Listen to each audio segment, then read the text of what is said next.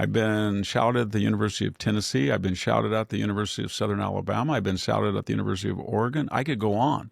They don't believe in free inquiry. They don't want to hire anybody who they think is a conservative. They are the most bullying, closed-minded people in the world.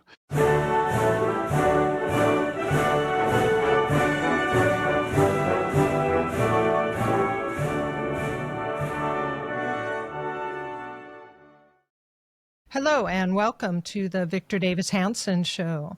Victor is the Martin and Illie Anderson Senior Fellow in Military History and Classics at the Hoover Institution and the Wayne M. Marshabusky Distinguished Fellow in History at Hillsdale College. You can find him at his website, victorhanson.com, and the name of the website is The Blade of Perseus. So please come join us there.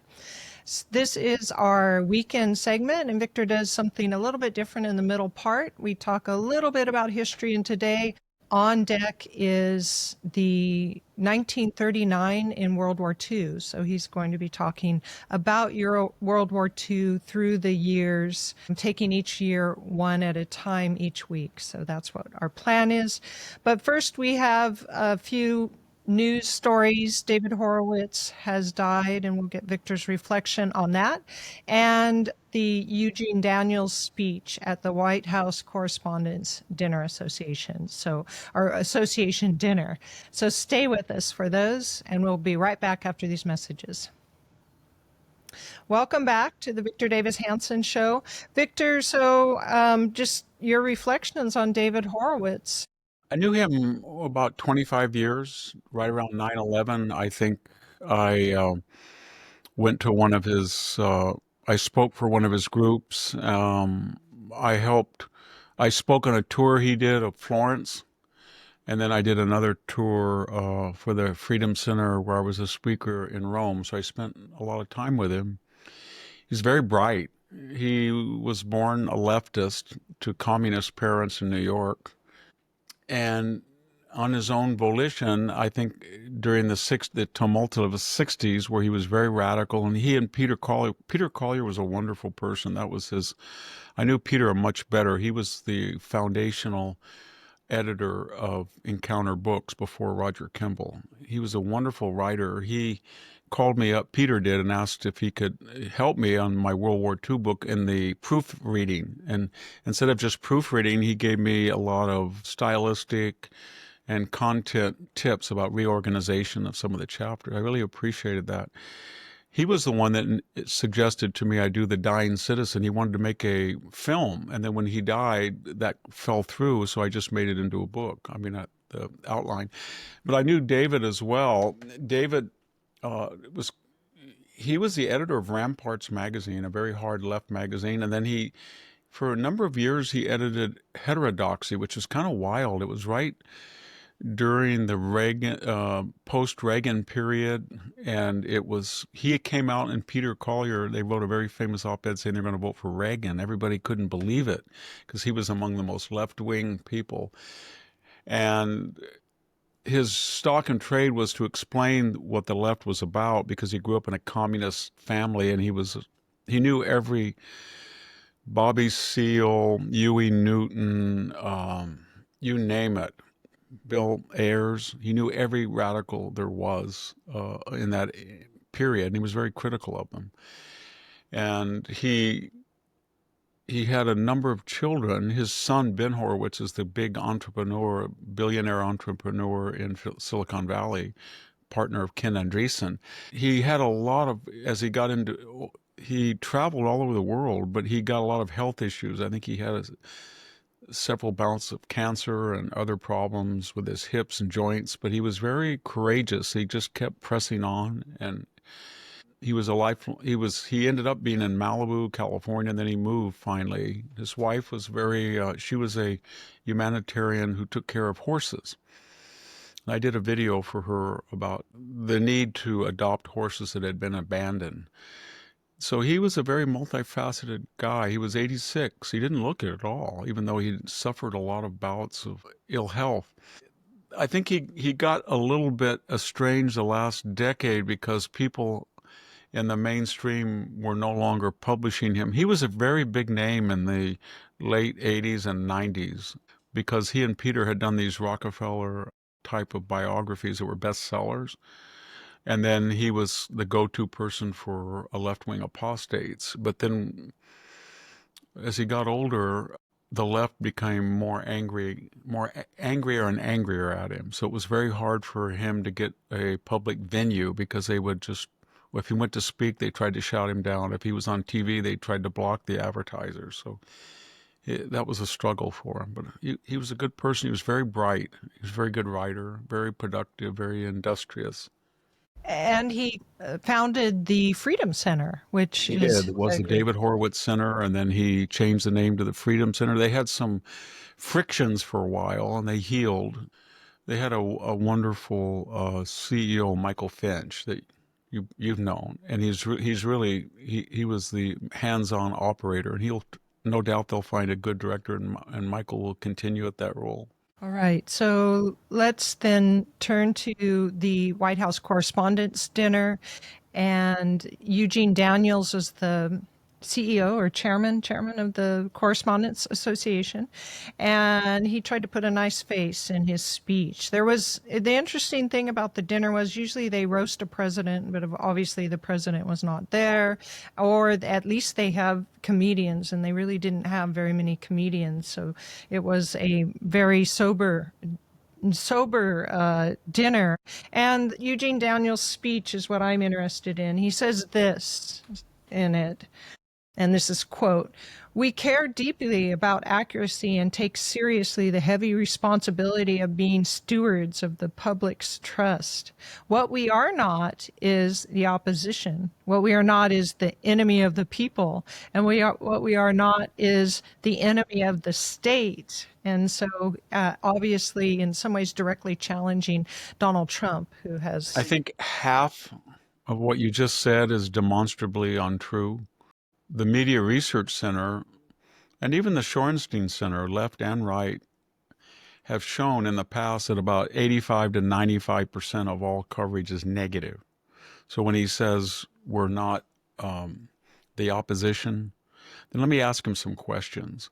Why, when J.D. Vance was in the debate, did the moderator only fact check J.D. Vance? Why did CBS edit out the word salads without telling anybody on the Kamala Harris interview and not any other person, just her, the embarrassing lapses? Why you could make the argument in the one Harris Trump interview, as in the Candy Crawley years earlier with Romney Obama, why did the moderators intervene heavy-handedly on the side of the Democratic candidate? So it's demonstrable. It is demonstrable. When he says we're not the opposition and we're dedicated to the truth, they're not. All you have to do is think Russian collusion. Who ran with that? Who said that Donald Trump and Putin had colluded? That was the media.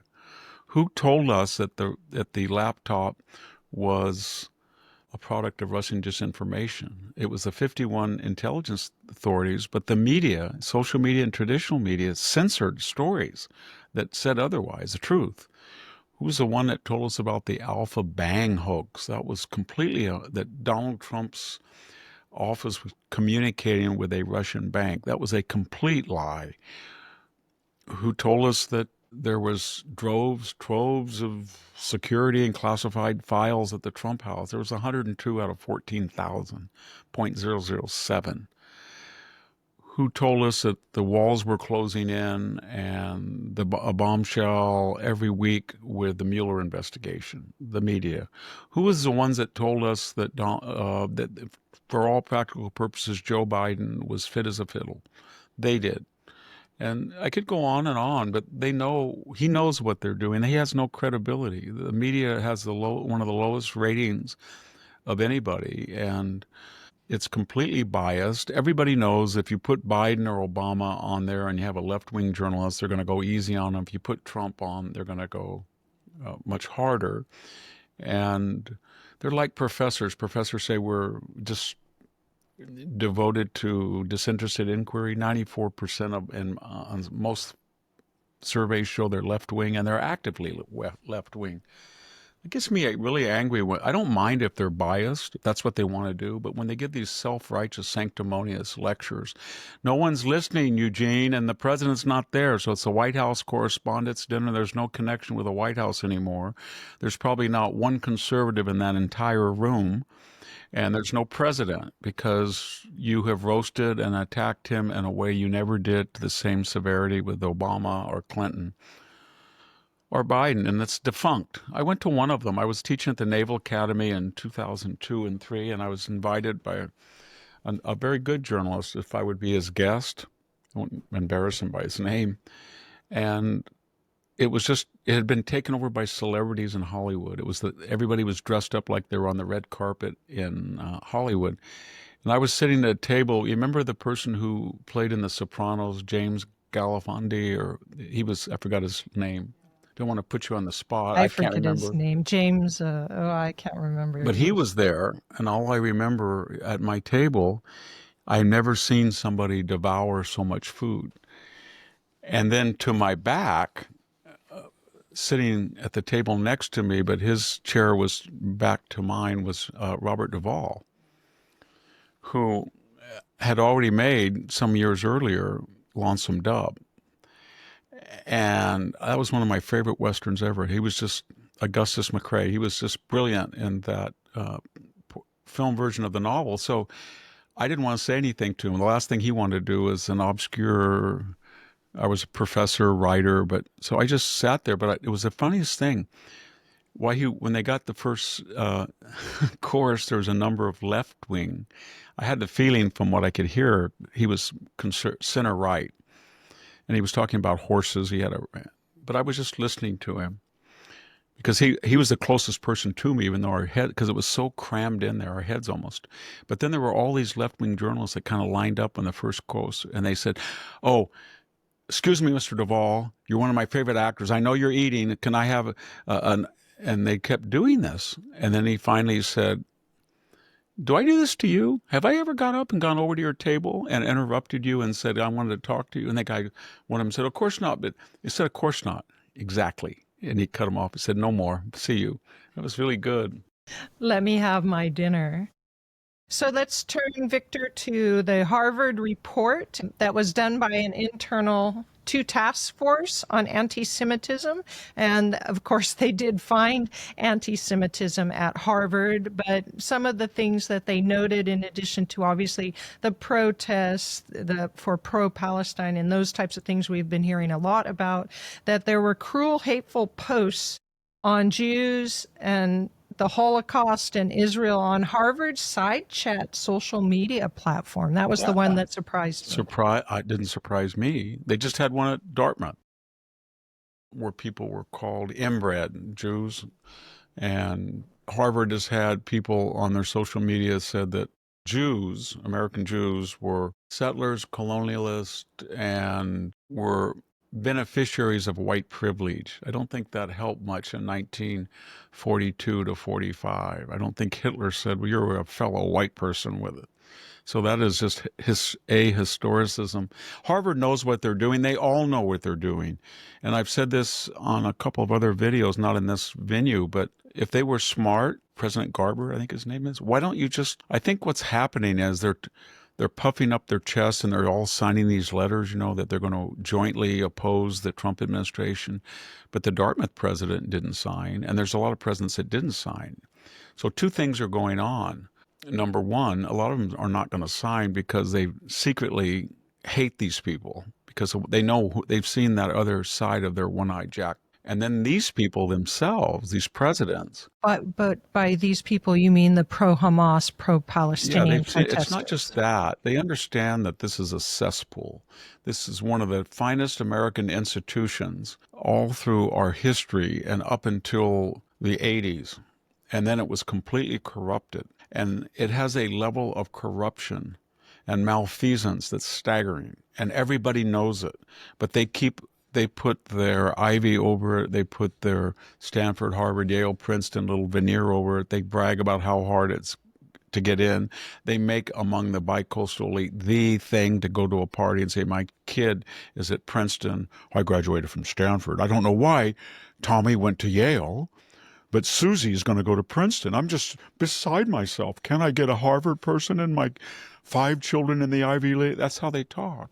It's like a cattle getting branded. They're a big brand. But they don't want this to be revealed. And what do I mean by this? Let us count the ways. Anti-Semitism? Check. Getting around the Supreme Court 2022 ruling so you can use race as a discriminatory criterion in, I don't know, admissions, hiring, retention? Yes. Yes. Gouging the federal government 40 to 60% on grants in a way you would never do a private foundation? Yes. Denying speakers and visitors to the campus First Amendment rights of free speech? Yes. Denying fellow students or faculty accused of certain hot-button woke crimes, sexual harassment, hate speech? No legal counsel, no right to confront your accuser? Yes, they do that. Taking $60 billion in aggregate money over the last 30 years from nice countries like illiberal Qatar and communist China? Yes. Partnering with communist Chinese institutions abroad, even though you know those very institutions are engaged in harassment and even genocidal activity toward the Uyghurs in the case of China. Partnering with the University of Bezert on the West Bank that was a hotbed of terrorism? Yes, they do that. I could go on. So there's so many things that 300,000 Chinese students that they make the Chinese Communist Party pay by a premium, no discounts, and then it's a quid pro quo investment that the Chinese Communist government thinks if they have a say in how American elites are trained from Harvard and the Ivy League, then they will be treated more favorably, and that's true. So everything about them, what they're $1.7 trillion student loan program, gave them a guaranteed flow of cash, and as soon as that was passed, they started raising the rate of annual tuition and women board twice the rate of inflation. 50% of Harvard students, their parents pay for the whole tab. That's $400,000. So you have this little puppet show in Cambridge where you have all of these spoiled little kids that go there, and half of them have parents and can afford nearly $500,000 per kid. And then they play act as if they're radicals, they hate Jews, they do all of this rite of passage. And we're supposed to think, well, we can, and they get $9 billion subsidy, and $2 billion that's been suspended. They have a $50+ billion subsidies. But the thing about it is, and then we're supposed to, the guy who is making ball bearings in Dayton, Ohio all day long is supposed to pay taxes for that, for these people, and to subsidize. And then if you don't want to pay taxes for that because of these violations I just enumerated, then you're destroying key strategic research that Harvard does for the U.S. government. You're destroying health. You don't want cancer to be solved. That's what they tell you. And then of course 95% of the faculty are not diverse. There's no diversity, equity, inclusion if you're a faculty member. And final cherry on top, they have loyalty oaths. They don't call them McCarthy or are you loyal to the United States? Have you ever been a communist? Have you ever known anybody? No, it's have you ever done anything for diversity, equity, inclusion? Have you known? Can you please specify exactly what you've said, done for diversity? And if you write, I believe in intellectual diversity. I always believe in equality, and I'm very inclusive. You're not going to be hired. That's who they are. I And know. that's what they I know don't. that personally from where Yes, I worked. you've been a professor, you have a PhD, you know what I'm talking about. So that's what they don't want the public to know. So they've puffed up their little breast and they're strutting around like a pigeon on a roof, and we'll see. But each day, there's people in the university have been victimized by these bullies, and they're leaking. And every day we get a report comes out, and it's not favorable. And they're going to lose this big time. So if I were them, I would settle. I would say to the Trump administration, there will be no more gutter-funded programs. There will be, any foreign dollar will be transparent. We're not taking any more from the Chinese Communist Party. We too agree that 300,000 Chinese communist youth They're not all in the party, but many of them are inordinately the children of party members. Is too many. We're going to cut back on that. We will guarantee First Amendment rights. We won't charge tuition or expenses any higher than rate of inflation. And we agree that we'll only charge 15% on surcharges, etc. Well, Victor, you did just wade into the universities signing on their presidents, chancellors of systems to a letter that was intended, according to them, to be against government overreach and political interference. And it was a lot of wah, wah, wah verbiage. I agree that didn't really mean anything because there was nothing on the ground. But here's what they say at one point. Our colleges and universities share a commitment to serve as centers of open inquiry, where, in their pursuit of truth, faculty, students, and staff are free to exchange ideas and opinions across a full range of viewpoints without fear of retribution, censorship, or deportation. And I can tell you that their task force at Harvard did not find that that was true. I had when I was in first grade, one of my best friends, he had a saying when he got mad at somebody not telling the truth. Can I quote him? I haven't mentioned this, and I just thought of him. He died very tragically young in an auto accident when I was in high school. A wonderful kid. But I went all through school with him. When somebody said, he said, "You lie like 10,000 dogs." You lie like 10,000 dogs. And I think that might be an expression in German. He was from German American. But my point is, they lie like 10,000 dogs. They know that. There is no diversity. You don't want any diversity. If you invite Victor Hanson to speak at Yale or Harvard and say you're going to have 3 lectures, and my number 1 is going to be, is it wise to have late-term partial abortions? Zilch, canceled. Should biological men really compete in female sport? Question mark. Zilch, nothing there. And the Israeli miracle, the blooming the desert, Israel, some topic like zilch. I will not be. I can tell you, as somebody who's probably spoken 400 or 500 times in 50 years at campuses, I've been shouted at the University of Tennessee. I've been shouted at the University of Southern Alabama. I've been shouted at the University of Oregon. I could go on. They don't believe in free inquiry. They don't want to hire anybody who they think is a conservative. They are the most bullying, close-minded people in the world. If you say, well, my name's Joe Smith, and I think I'm going to be a classics professor. I just got hired at Stanford. I'm going to go to the chairman and suggest a class. Heroism and the male tradition and the foundation of Western culture and Greek literature. I'm very sorry, Mr. Smith, but I think you're unaware of all the substantial research on toxic masculinity, and then we just can't have that. That's what they do. They always do that. And then they lie about it. The only good thing about the academic community and the humanities, I'm not talking about the scientists or the doctors, but even the medical schools are now DEI. The only good thing is that it draws a timid personality. So whatever, their positions are always predicated on 51%. So if Donald Trump wins this culture war, and the public is behind him, and there's money involved, and they think 51% of the country and 51% of the money is no DEI, then you're going to start hearing things from academics. Well, I was always skeptical of diversity. I thought I had strayed from affirmative action, and I was a lone voice in the wilderness. Of course, I always opposed it, and I just don't think there's no place in the modern university. That's what you'll hear. I have a friend in the biology department, and she said that now all of the grants that her colleagues are putting out have taken the word diversity out of it. None of them want their name associated. I'm going to do a new the underserved community in, I don't know, sinus shots. We are underserved by race, class, gender, sexual orientation. Now it's going to be sense of belonging.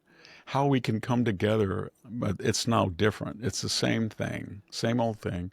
It's a big drag on the economy. It is a huge drag on the economy to have billions of dollars, as I said earlier, and millions of hours invested in monitoring things.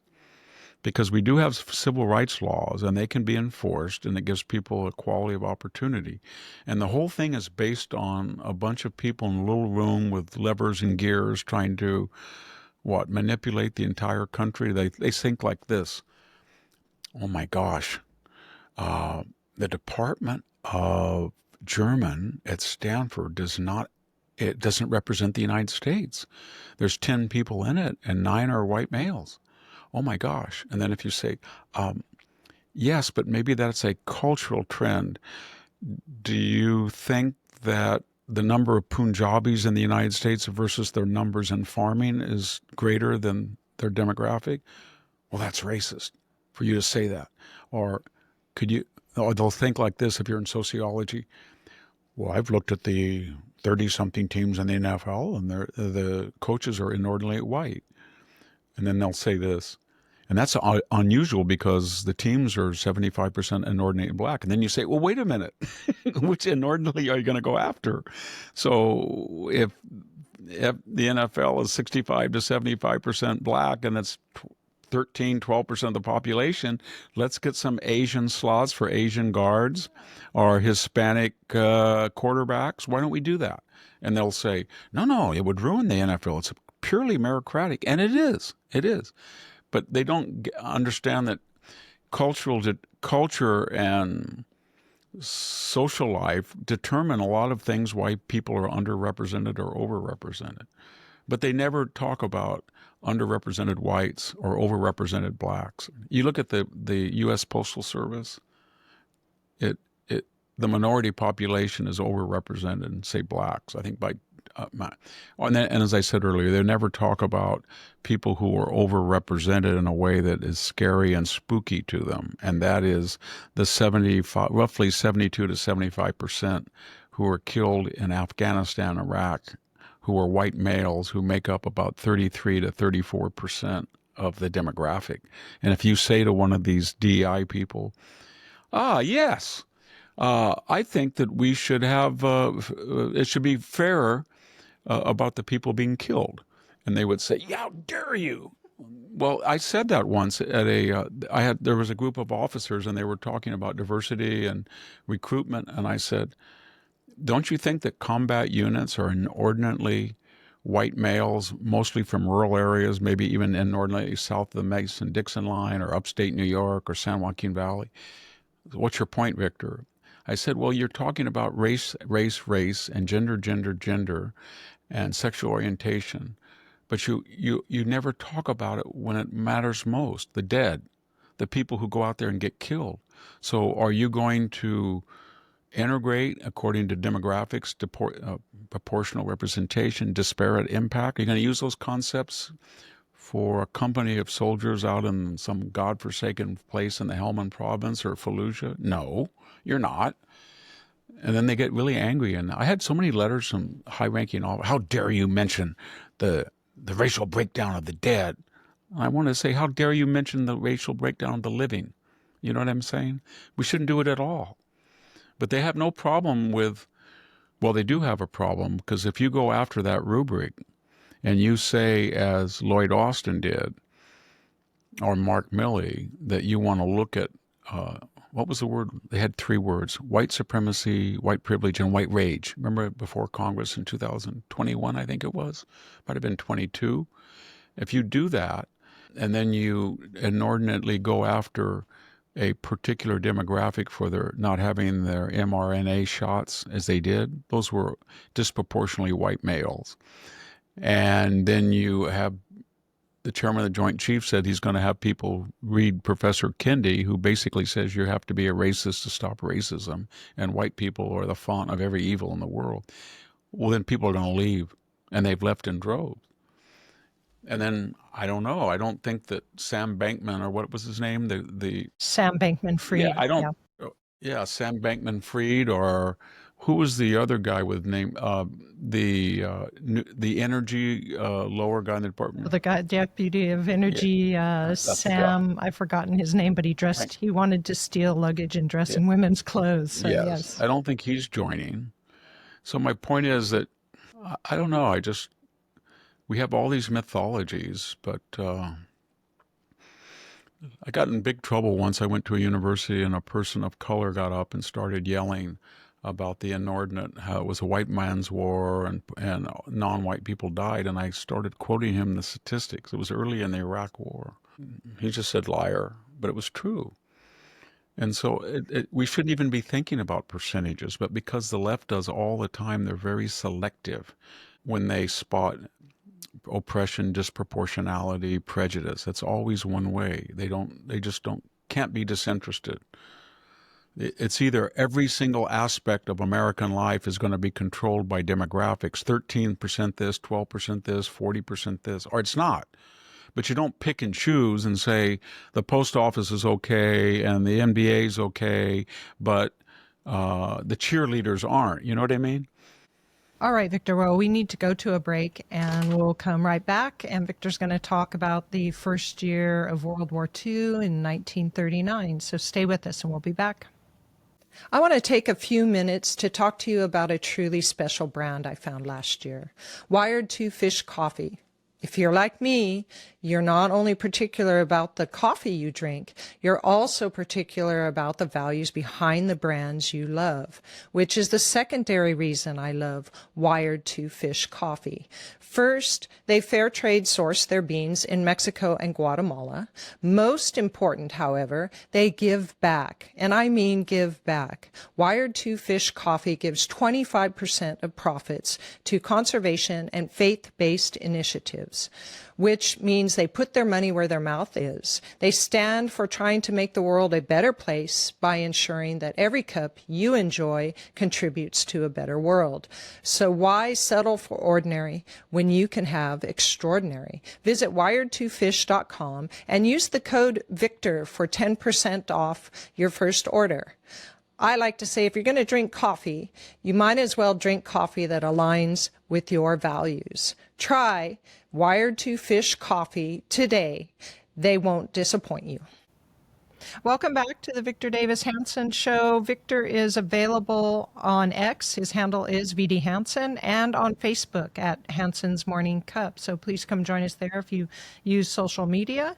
And he's also on YouTube and Rumble. And we need to get those links put on our first page of our website, which you can find almost all of Victor's work on the website. So please try The Blade of Perseus, and the URL is victorhanson.com. So, Victor, you're going to talk about 1939, and I'm interested to hear the beginning of this war and how we got into it. We talked about the Spanish Civil War, the Italian invasion of Abyssinia, the Japanese fighting the Russians, and also the Chinese in 31, 32, and then again in 37. All these precipitous actions on the part of what would be the fascistic Rome, Berlin, Tokyo axis. And that was finalized in 1940 with the Tripartite Pact. So after, just very quickly, we'll look at the Europeans. So on September 1st, Hitler invades Poland. The Poles fought very heroically, and they probably killed somewhere around 20,000 Germans and probably wounded or inflicted casualties on another 40,000. They probably lost 400 or 500 tanks. And people forget that, but they did. They were heroic, and they were overwhelmed. But the problem was within 3 weeks, Joseph Stalin concluded his war, well, I'll talk about in a second, along the Mongolian border when he was fighting the Japanese. So he wasn't afraid he'd have a two-front war. So he came in late, but around the 20th of September, he invaded from the east. And so the Poles were trapped, but they could have lasted another month or two against the Germans. So they were trapped between two pincers. And for all of you interested in the Ukraine war, remember that this was 1939 Poland, the creation of it wasn't, I shouldn't say the creation, it was the institutionalized finally of a homeland. Had been off and on for a millennium. The Poles had always had a country, and then it was taken over by the Russians or Germans or East. But finally they had recognized after World War I. So they split the country in two, and that's Western Ukraine today. So the Soviet Union took over what is now Ukraine, and the western third of what is now Ukraine was Poland. And it had been Polish-speaking and Roman Catholic for a millennium. And just to look ahead in the Potsdam Treaty in 1945 about setting the borders after the war was over.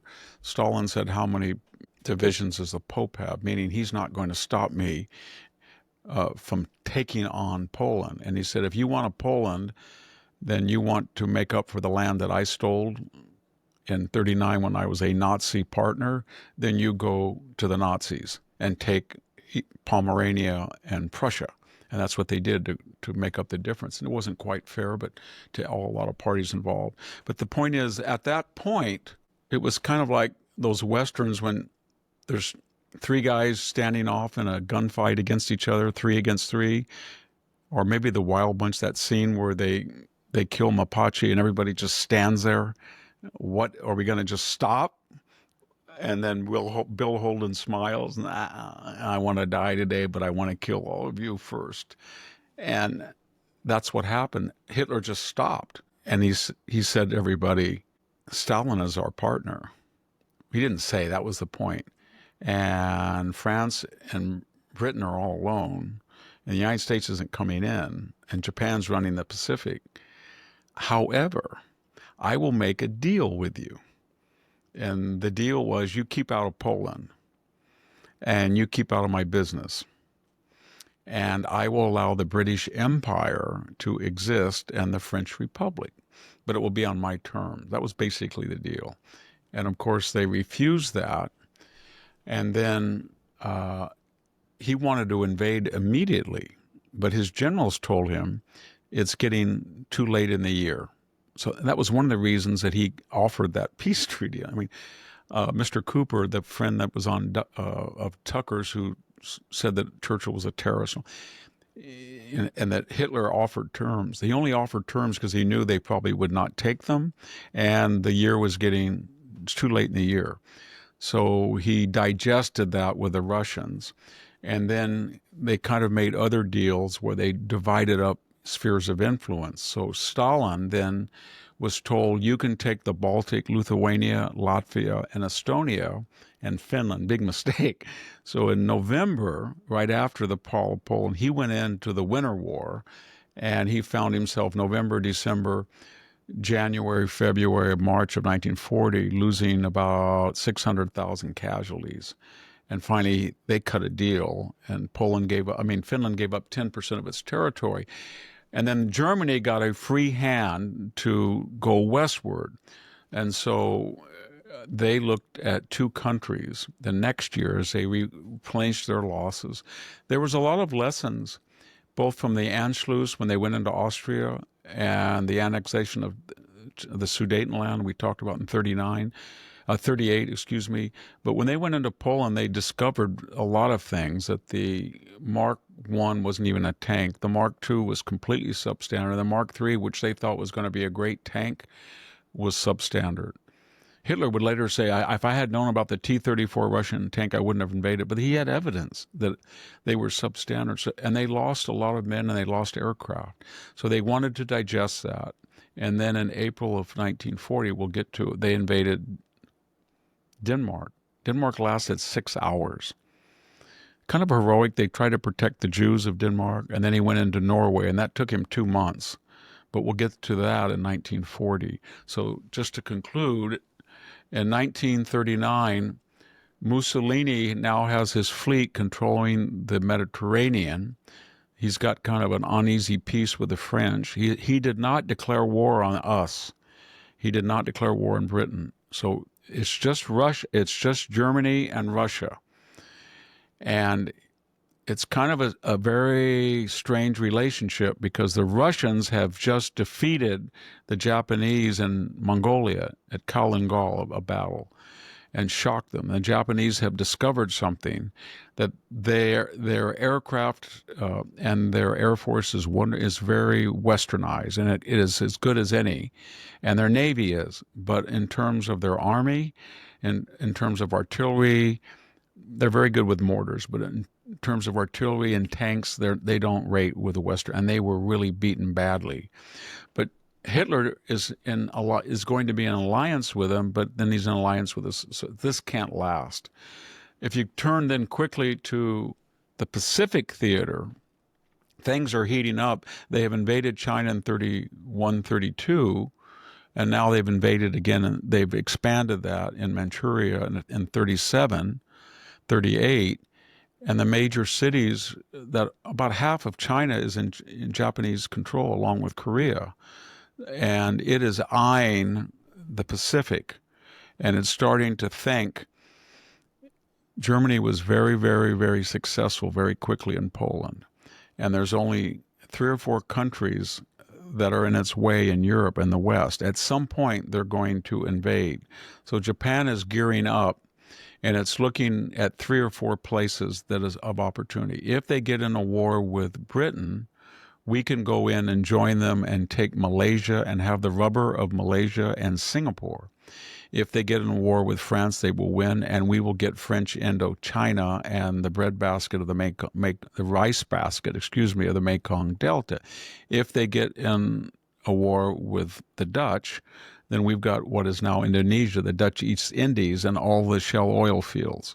So the Japanese are waiting. The United States under Roosevelt wants to beef up Britain, and it wants to beef up France before they're overrun. But we don't really have any munitions. Our aircraft is not as good as theirs. We have congressional opposition. We're still in isolation. So we're starting to say cash and carry, not lend-lease. They can buy stuff and just take it. But the kind of the stuff we have, we don't have very good armor. We don't have yet good fighter planes. So we're not helping. And Japan is in China, as I said, and they're pushing their weight around, and people in the United States are looking at the Japanese fleet, and they're counting carriers and carrier aircraft, fighters, dive bombers, torpedo, and the number of tonnage, and they're shocked. We've had 1935, the first Carl Vinson Naval Armament Act. We started to build battleships again after 20, we hadn't built a battleship, I think, from 1915. So we were starting to have we had absolutely the best nautical engineers in the world that designed the North Carolina and Iowa class battleships. Forget about the Yamamoto, the Musashi, the Bismarck. The Iowa class battleship was way ahead of them, even the North Carolina, in terms of survivability, speed, firepower, efficiency, rate of fire, accuracy, radar. So we were doing that in 35, and then we passed it in 37, the Naval 37, 38, the Naval Rearmament Act. So the weird thing about this was we were seeing in the Roosevelt administration, these were Southern segregationist Democrats, Carl Vinson. He on his social domestic policy, he wasn't what we would call liberal at all. He was reactionary, but no one man, we owe more to him, because on Pearl Harbor, after they destroyed our battleship fleet, ancient battleship, and we only had 4 carriers, what the Japanese had heard was that these naval acts had already approved one carrier, the Hornet, but more importantly, a whole new class of carrier, the Essex class. That was the best carrier in the world. And it was designed by Americans, and it was already in the drawing boards, and they were already laying the hulls. I think there were 32, they built 25 of them. And then in addition, they had, I think, 2 North Carolina battleships and 4 of the Iowa class ready to come on. They had a new thing called the escort carrier, the light carrier. They had a huge American submarine, the Vallejo class, the Gato class. American submarines, we have a lot of misinformation. We talk about U-boats because they could go so deep, and the Japanese the best ships in the world were designed by Americans. Submarines were fantastic. The destroyers were good. The battleships and cruisers, I don't know how they did it. They just designed these new ships, and and yet all these other countries, Britain, Italy, France, Germany, even Germany had more experience. And yet something happened in the late 1930s where there was a lot of astute people that said, we're going to be at war with Europe, and it's going to be a land war by nature because of Germany. But in the Pacific, it's going to be a naval war, and we're outmatched. And so that was really affected Admiral Yamamoto because if he did say it, that I can make them, I've awakened a sleeping dragon, I can run wild for 6 months, and then after that, I can't guarantee anything. What was he talking about? He knew from Japanese intelligence what the ship war, Newport News shipyard and places in Connecticut, and they knew what they were building, and they thought when that fleet comes online, and they had estimated it would be somewhere in late 42 or early 43, but by 44 it would be overwhelming. Can I take us back to Europe and just ask at least one question? Because we often see, if you watch World War II videos, stuff that was taken at the time, one of the, I don't know if it's a myth or if it's reality actually, is that the Poles fought against the Germans with a cavalry against tanks. And you can see videos like that. But I was wondering, how unprepared were the Poles for this? Because if you look at the map, by the time Germany takes Czechoslovakia, it has surrounded Poland on three sides, and it's obvious where they're going to go. So was the Polish army severely unprepared, or was the German No, and I the mean Soviet? they knew from the Munich agreement that they were next, and they were arming. But there were two things that deceived them. They went to, after Munich, they went to France and Germany, and they said, would you guarantee the territorial sovereignty of Poland? And that meant, will you go to war if Hitler? And they said yes. So before August 23rd of 1939, Hitler did not go into Poland. He thought about it all summer long, but he was afraid of having a two-front war. The Poles on one side and France and Britain on the other. And because that had haunted and terrified the Germans, because that's how they lost World War I. And he said no two-front war. It's kind of ironic that he ensured one later. But the point I'm making is he signed the Ribbentrop-Molotov Pact on August 23rd. At that moment, Poland was doomed because they had the huge Soviet Union, which was massively rearming and had been appropriating technology from us. I mean, the British, I don't know why they did it, but they sold them the Merlin Rolls-Royce engine to the Russians, and some of their fighters were the best in the world with that engine, and we were giving them the Christie tank suspension. So they were rearming massively, and so 1939, when Hitler cut the deal with them, Poland was doomed because, as you said, they were going to be invaded from the north, from the acquired Prussia, from East Prussia. They were going to be invaded from the east, from Germany, and they were going to be invaded from the south, from occupied Czechoslovakia, Sudetenland, and the protectorates of Bohemia and Moravia, which were phony, and then from the east, from Russia. So they were surrounded. There are some scenes where they had cavalry, but it wasn't because they were romantic or disillusioned. It was because an open field, some of the early model tanks, like the M1, for example, they didn't even have a cannon on it. So they thought that you could still outmaneuver on the battlefield without encountering armor. They were very heroic. They fought spectacularly. That was a great tragedy that they weren't fully armed. And one of the saddest things is when Hitler went into Poland, he went in with almost 3 million men.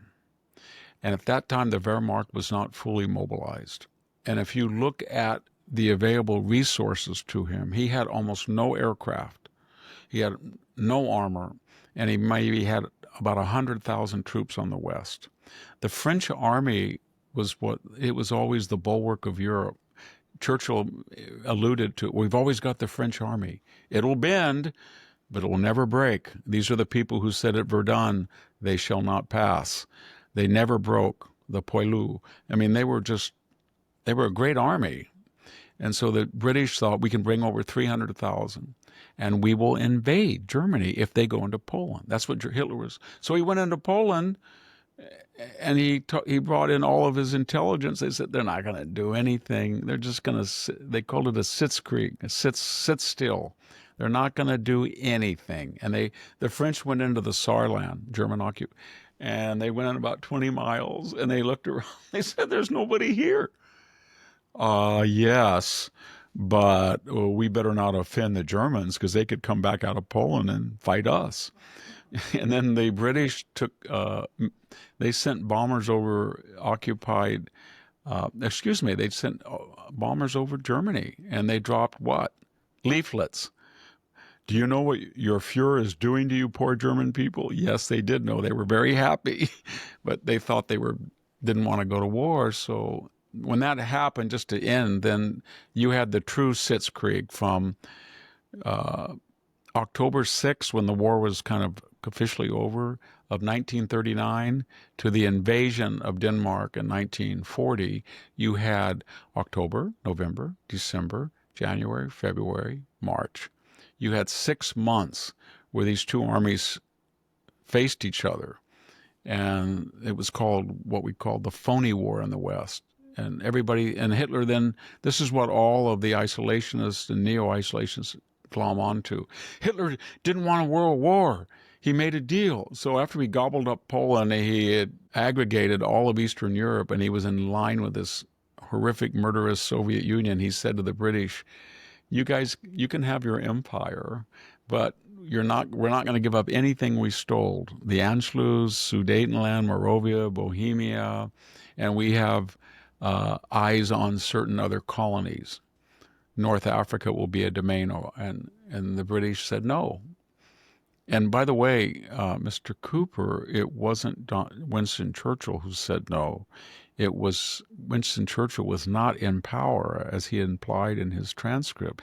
It was Neville Chamberlain. Neville Chamberlain was in power till May 10th of 1940, and Neville Chamberlain was humiliated, and he had now become a hawk. And he said, "I don't trust anything you said. You said you were going to believe in the Versailles Treaty and honor it. Then you broke it with 100,000-man army. Then you broke it by making the Luftwaffe.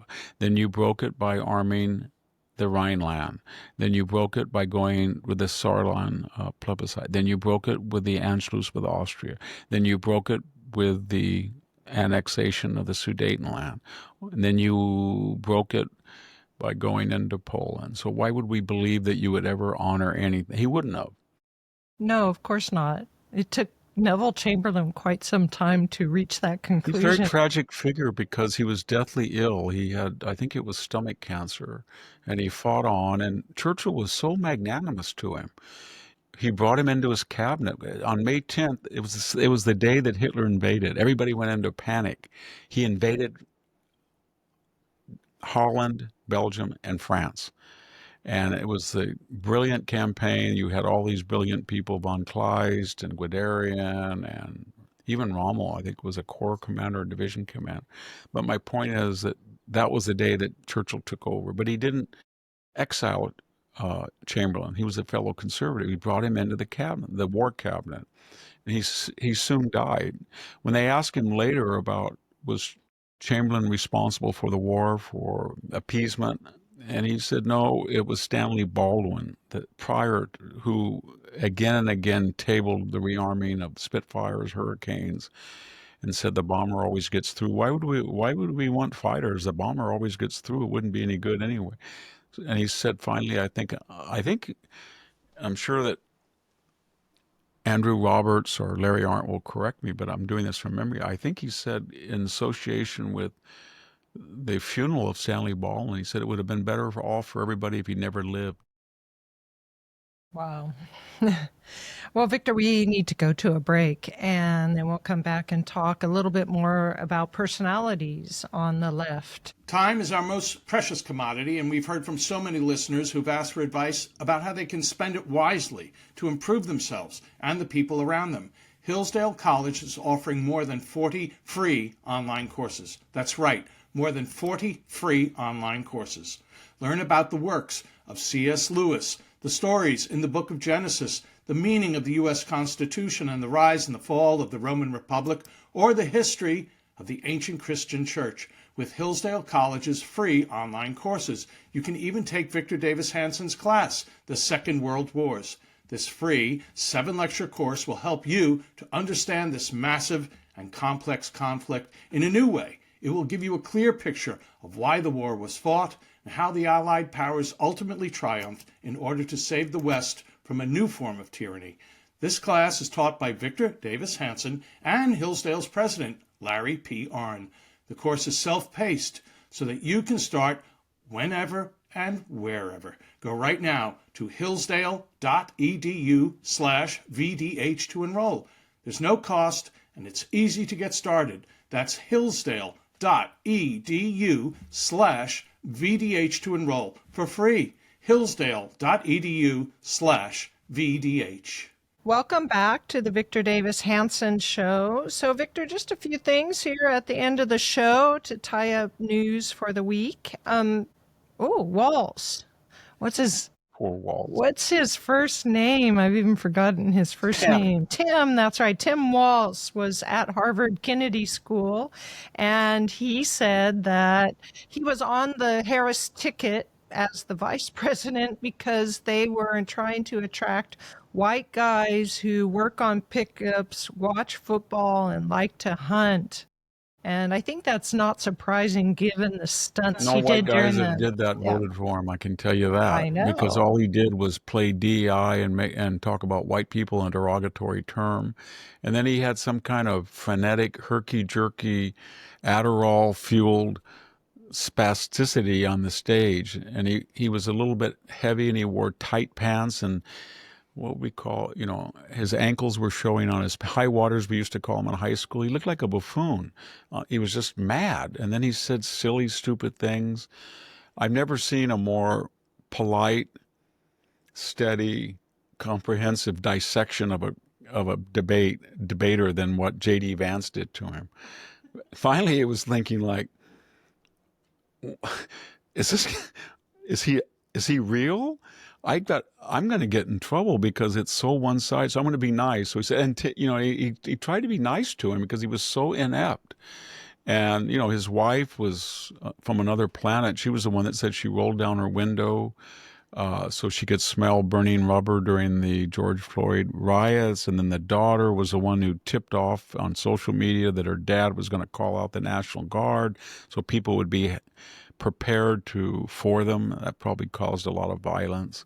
She's been mouthing off ever since.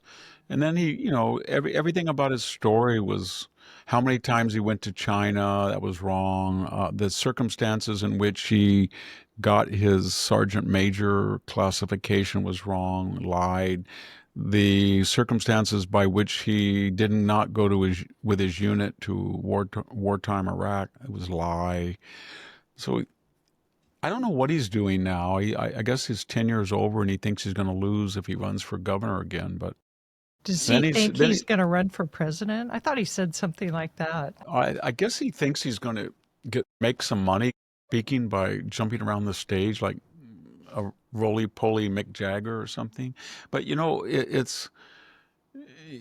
just a walking catastrophe. He gets on the stage and he said, I got a phone here. I got a phone here with a Dow, and Elon's Tesla is going down. I check it every day. And then you think, you idiot, your own state has a Tesla portfolio. You're rooting against all of your workers who are invested. And then he started attacking.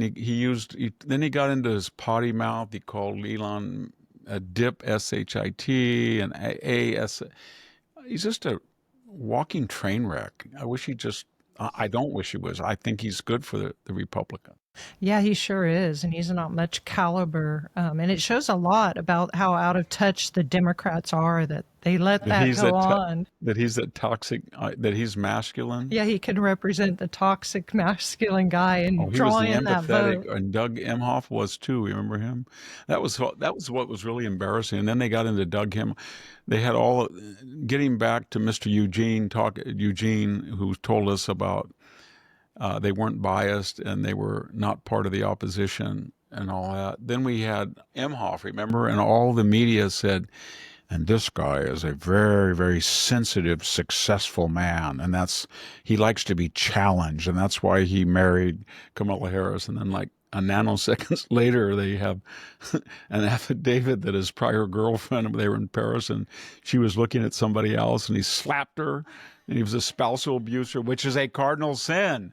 And the left is always talking about Me Too, and then they didn't say anything.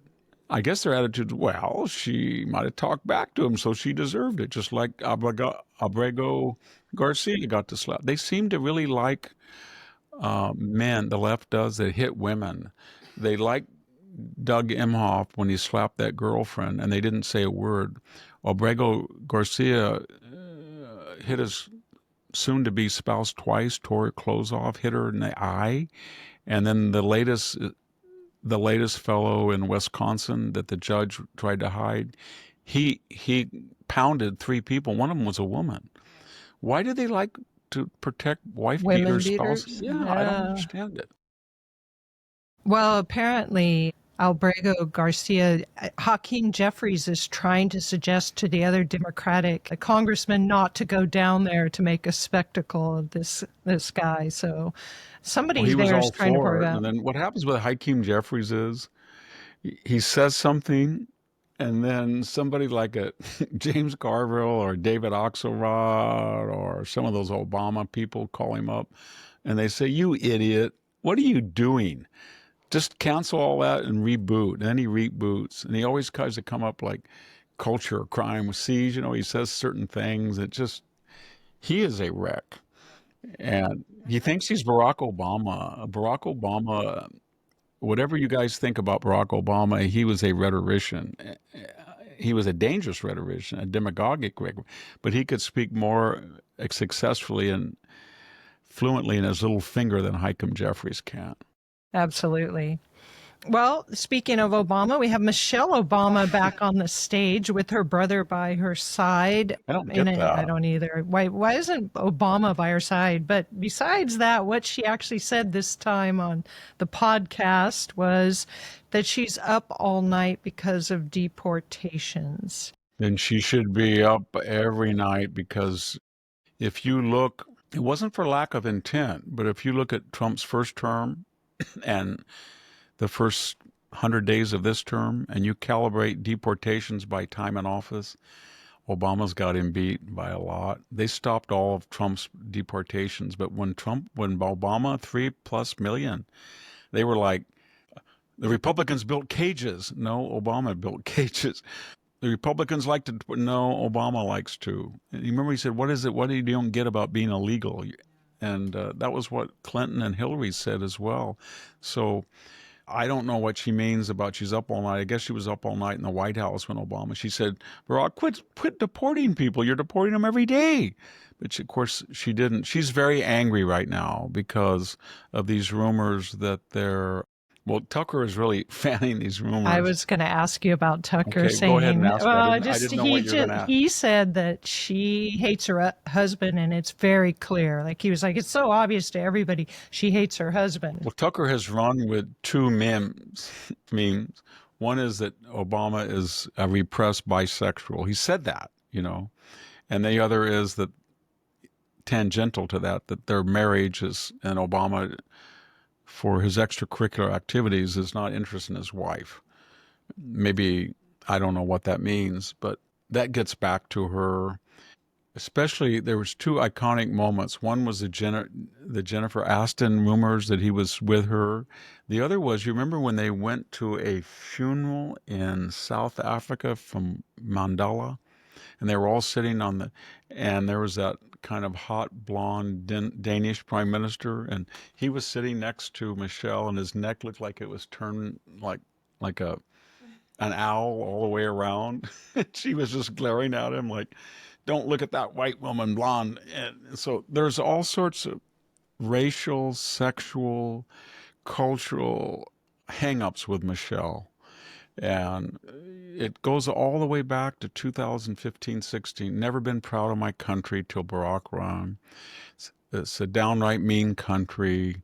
They always raise the bar on me, no matter what I do. We try to get the kids to school. Then they make me get braces. Then we get braces, and we have to have piano lessons. And then it was just like a neurotic little yuppie.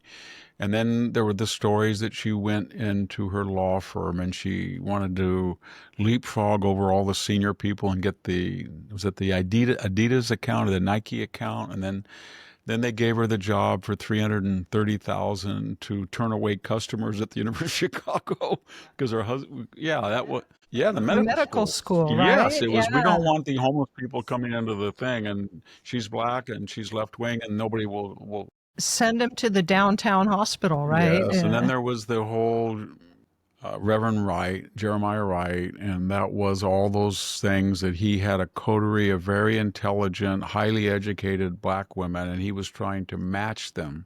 Remember that he was the matchmaker. Barack Obama. Then I think he gave an interview in the Chicago Sun. I'm doing this by memory, but he said that because the left was kind of weird. Hey, you're a secular globalist socialist. You can't be believing that hokey dokey Christianity. That's what they think. They're very condescending to Christians. And he said, no, I go every Sunday. And they said, you don't. I never missed a service. And as soon as he said that, people said, oh, you were there when he said, God bless America, God blank blank America. Chickens coming home to roost. Remember that? And so, Brock, you were there because you said you never missed a service.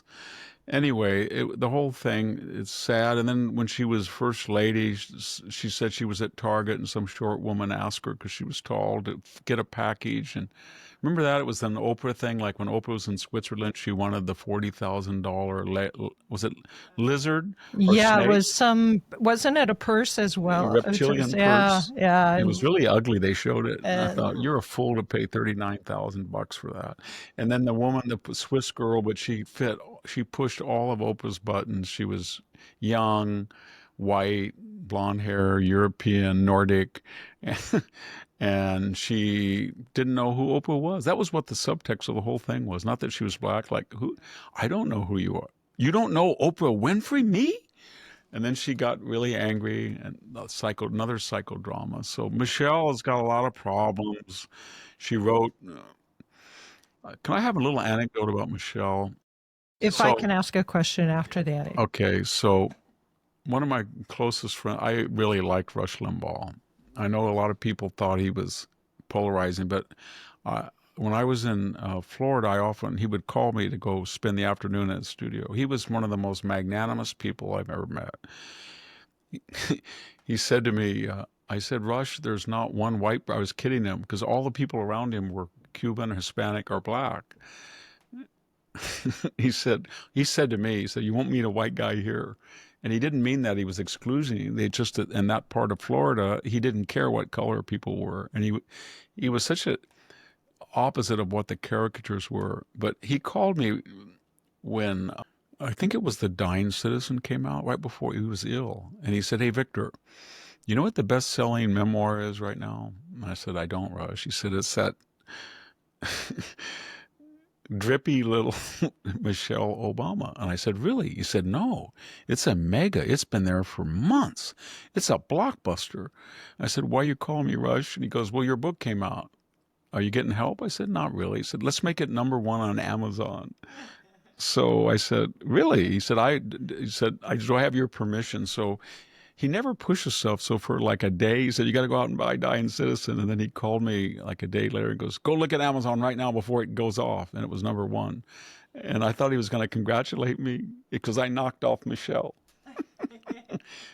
for an hour maybe, huh? Yeah, for an hour. He was a really A good couple guy. of days, I thought it Yeah, was. he was a Something very like that. magnanimous person.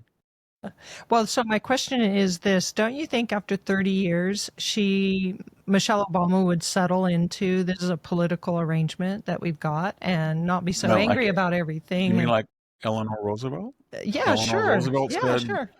FDR's had a long affair with Lucy Mercer, and our daughter Anna is facilitating it in the White House and betrayed me, but I am a cult hero to the left. That's what she's trying. And look at Hillary Clinton. Hillary Clinton, the same thing.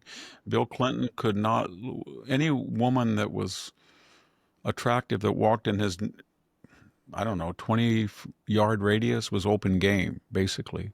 And so she basically decided to withdraw from him and have a public marriage, a facade, and then use him for her own political trajectory, same as Eleanor Roosevelt did. You can make the same argument to a lesser degree about Jackie Kennedy. They didn't divorce. They didn't do anything. They weren't bitter. They just said, I married a guy and I'm famous because of him, not because of me. Eleanor Roosevelt would have been a minor social activist. And Jackie would have been a glamorous fixture in the New York-Washington corridor. And Hillary would have been a Hillary corrupt would have lawyer. been a strident, kind of a small version of Elizabeth Warren. And they were smart. They knew that these people were promiscuous. They knew that they were charismatic. They knew they had rhetorical skills. They were good politicians. And they latched onto them at an early age. And I'm not saying it was all one-sided. And because they saw something in them too, I suppose. Barack Obama said he was no longer going to date white women. You remember that in his memoir? So he needed a black woman to cement his Chicago fetus. He didn't think he was going to run for president. He thought he was going to run for Congress, and he did. And Bobby Rush, I think, beat him. But he wanted to make sure people in the black community knew he was true to black values, so had a black wife. And he wanted somebody who had gone to Harvard like he had. So the thing I'm making, so they all accommodated themselves. I don't remember Eleanor Roosevelt was angry at FDR, but she knew she was going to outlive him, and she had a long career she was much more to the left than he was because she wasn't a politician. And you could make the argument that Jackie Kennedy probably was to the left of JFK. And you could make the argument that Hillary was to the left of Bill, because they could. There was no need to compromise. And then people could get to them on the left and say, go talk to your husband. They were the conduit. Kind of like Jill Biden, right? Although Biden, and I shouldn't even mention him, he's in such a special loony bin, just nutty, before he was demented. But my point is that she could have played that Clinton, Jackie, Eleanor Roosevelt role and didn't have to be so angry and bitter. I know somebody's going to say, yes, Victor, but she's black. I know, but this is from 1980 when she came of age to now. She has lived in the reverse discrimination world of affirmative action. Can I say one last thing? And I'll let you say. Christopher Hitchens, who I knew pretty well, he asked me once if I liked him because we had dinner a lot. He came out here to the farm. And I said, I do like you, Christopher, but sitting next to you is like sitting next to a coiled cobra. I never know when you're going to spit or whether you're going to bite. You spit sometimes, but I don't know if you're biting. I don't know how much venom you're going to put into your attack on me. But he saved my life. He really did. I was in Libya. I had a ruptured appendix. I called my son, and I said, I'm about ready to die. I'm in shock. I have 105. They can't operate something. And I said, go in the desk and get a number, and they got Christopher's number, and Christopher called some people. So, but anyway, he called me once, and he said, Victor, have you read Michelle Obama's thesis? And I said, no, I don't. He said, I'm going to send it to you. And he said, you're a philologist. I know you read 4 or 5 languages, but this is written in a language unknown to man. He said that. Oh my Unknown gosh. to man. Unknown and to I read it, and it was all about forming a community of resistance with help from former graduates so that black people who were admitted to Princeton, I'm kind of paraphrasing it, would not be victims of discrimination. After you get in, you're a beneficiary of discrimination because you got in without the same standards of test scores. But then you're victimized immediately when you get in. And that's how she was trying to combat that. But Christopher said that it was written, and I said, what do you mean it's not written in a language known to man? He said it's some type of postmodern Lacan-Foucauldian emulation that's of a very elementary level versus someone who's agrammatical. So Oh my that was very gosh. cruel. But it was private, everybody. Now it's public. But It's only Christopher Hitchin was capable of that kind It's of like sitting with him. brilliance. I've seen him strike out at somebody. Brilliant, but I said to him painful. when I was at dinner once with him, I said, if you coil and you strike me, I'm going to strike back because I'm a mongoose. That would be a great interaction to hear. Yeah. So, well, Victor, I would ask you about Princess Di and all that, but we'll hold off on her to some other time. We have some comments on your website on your article, Trump Tariffs, Trade, and a Taboo. Stephen Peters says, merchants have no country. The mere spot they stand on does not constitute so strong an attachment as that from which they draw their gains. And actually, that is a quote from Thomas Jefferson. Sorry, but Stephen Peters. I know that Peterson. quote. Yeah. Yeah. And Brian Mick Keeban says, great analysis as usual, Dr. Hanson. I hope world leaders at all levels are listening and thinking carefully about the international, national, regional, and local commercial activities and inventories. Imbalances are costly, often dangerous, and this is the part I liked. And I wish DJT could always consider that his public statements need to always speak to the 60% rational people in the middle who care about how civilization really works and not about inflammatory statements from either left or right political extremists. Snarky New Yorker comments will not win supporters in any country, including America, and that's probably true. You know, that was a funny article because I got a lot of criticism from economists that were on the left or libertarian, and some of them wrote me, and the argument was, stay in your lane. I mentioned that. And the other is, you wrote trade deficits. These are trade deficits in goods. You're not including services. And I said services are a completely different aspect of it. And trade deficit and material, real things is what we're interested in because of the job creation. And we're not interested in the job creation in Wall Street or banks or hedge funds or financial services. Anyway, that was one criticism. And a corollary is you better not write any more about economics. But I had some from the other side saying, don't criticize Donald Trump. He should get revenue. We don't need an income tax.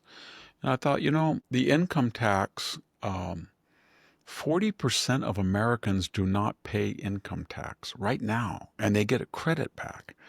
So the tariff, the tariff constitutes about 1.8% of all federal revenue. If you got a 15% and you tariff countries that are our friends that are running deficits with us, and the whole world, you would probably get anywhere from $1 trillion to $3 trillion over 10 years. So you get 100 to 300 billion at most. It's never going to replace the $5.4 trillion we get now from almost all from income tax and fines and leases and rentals, but you're not going to replace it. And all it's going to do is offend people because it's going to look like we're trying to price gouge or jack up people to get money from them rather than to focus on reciprocity, fairness, symmetry. That's all we want. We want to lower tariffs. So we want to tell Canada, we'd like to have no tariffs with you, but you have tariffs on all our dairy goods and poultry. So I think you can't win. Well, thank you, Victor, for everything today. You can win on this podcast, so we like that. And thanks to our audience for joining us. Thank you, everybody, for listening and viewing. This is Sami Winc and Victor Davis Hanson, and we're signing off.